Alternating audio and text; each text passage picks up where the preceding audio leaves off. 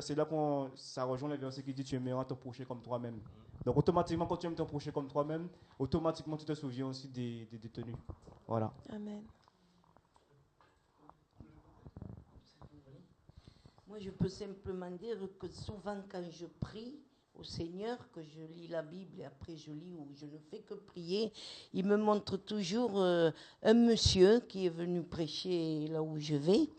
Et ce monsieur, justement, il avait expliqué qu'il allait dans les prisons et qu'il fallait prier pour lui déjà, pour que ça l'aide à mieux avancer avec Dieu et tout.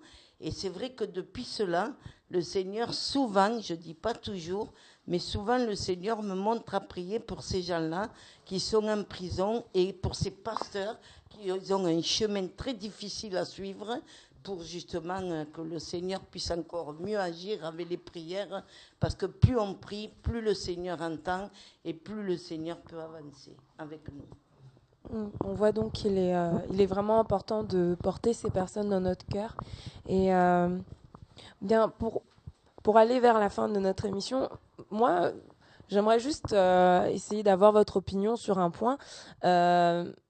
Certes, nous avons beaucoup parlé des personnes qui sont en prison, c'est vrai, nous devons les soutenir par nos prières, par les visites que nous pouvons leur faire. Mais en parlant de visites, moi je me suis rendu compte qu'en France, sûrement de par notre culture déjà française, euh, on visite très peu les gens qui sont même proches de nous. Et je dirais, parfois, on peut rencontrer des personnes qui sont, par exemple, isolées, qui vivent seules et qui sont dans notre entourage, qui sont à quelques pâtés de maison, des fois dans le même immeuble, des fois sur le même palier, et on ne connaît pas leur prénom, on ne sait pas ce qu'ils font dans la vie, on ne sait pas pourquoi ils sont dans cette situation. Et ce que je veux dire, c'est qu'en fait, ces personnes-là sont vulnérables.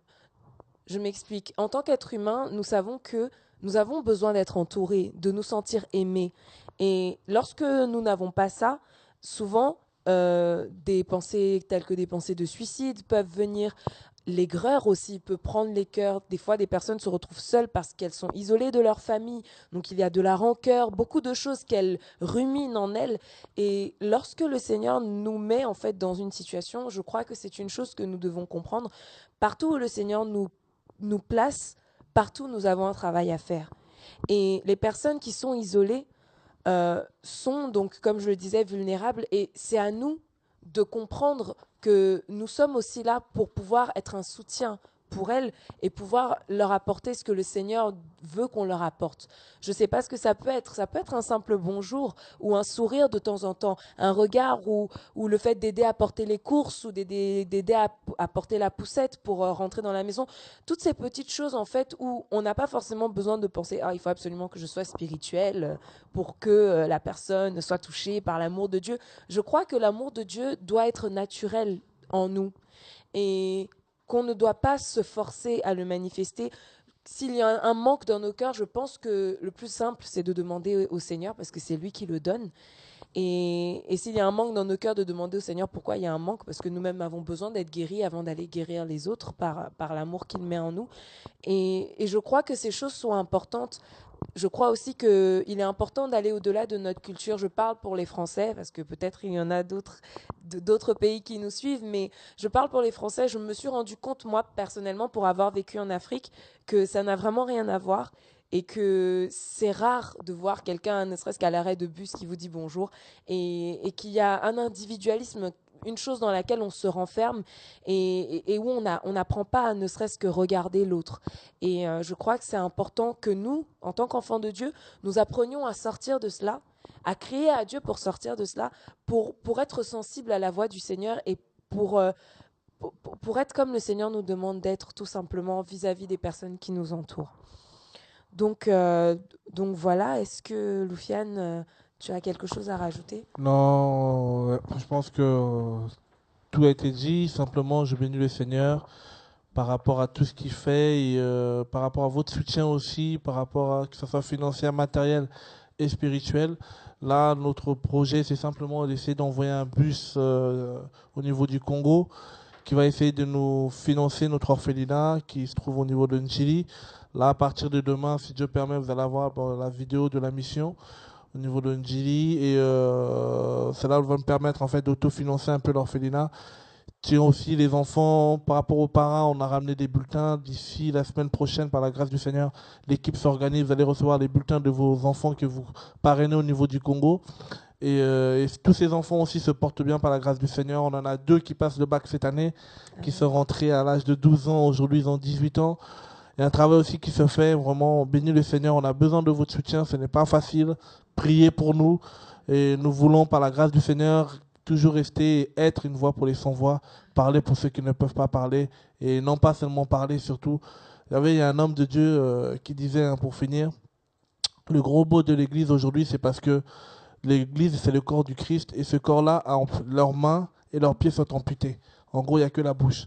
Et ce qui vient à dire, à un moment ou l'autre, oui, c'est bien de parler, mais essayons de poser des actes pour que le royaume avance. Et je pense que le reste, ça suivra et que le Seigneur soit glorifié. Voilà tout ce que j'avais à dire.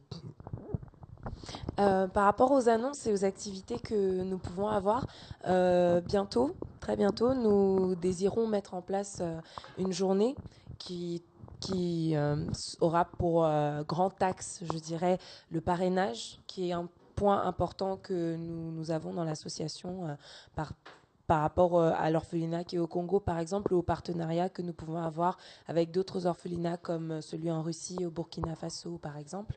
Et donc, nous vous communiquerons des dates assez rapidement.